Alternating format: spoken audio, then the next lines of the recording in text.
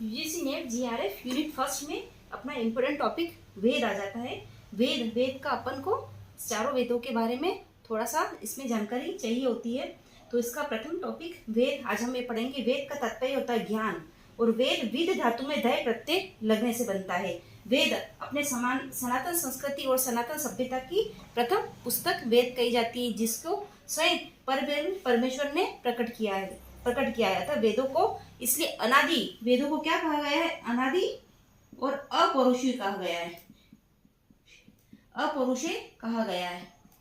किसी पुरुष के द्वारा इनकी रचना नहीं गई है, स्वयं परब्रह्म परमेश्वर प्रभु ने इनकी रचना की गई है, तो इनको इसलिए अपौरुषीय कहा गया है। वेदों के अन्य नाम ये भी है, आगम भी कहा गया है, निगम, आमनाय और श्रुति, क्योंकि अपनी गुरु शिष्य परंपरा में श्रवण, वेदाध्ययन को श्रवण के माध्यम से किया जाता था, इसलिए इनको श्रुति नाम भी कहा गया है। तो वेदों के ये अन्य पर्यायवाची नाम है वेद। अब वेदों के बारे में बोलेंगे। वेदे टाइप्स, 4 प्रकार के वेद होते हैं। प्रथम ऋग्वेद, दूसरा यजुर्वेद, तृतीय सामवेद और चौथा अथर्ववेद। इन वेद को वेद त्रयी भी कहते हैं। ऋग्वेद, यजुर्वेद और तीनों को मिलाकर वेद त्रयी बोलते हैं। अथर्ववेद को बाद में जोड़ा गया, इसलिए उसका नाम साथ में नहीं आता। अगर वेद त्रयी पूछा जाए तो ऋग्वेद, यजुर्वेद और सामवेद, इन तीनों को वेद त्रयी कहा जाता है।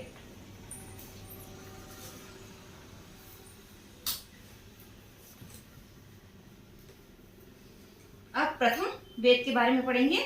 ऋग्वेद, प्रथम ऋग्वेद, जिसके अंदर संपूर्ण ऋचाओं का वर्णन है। ऋग्वेद यानी कि इसमें ऋचा है,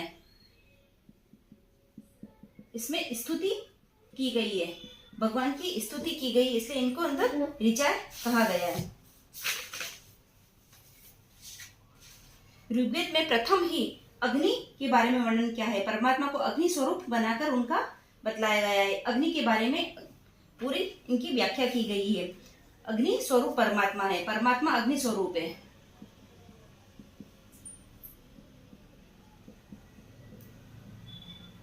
परमात्मा अग्नि स्वरूप है, इस तरह से उनकी स्तुति इस तरह से की गई है। उसका प्रथम मंत्र, वेदों में मंत्र आते हैं।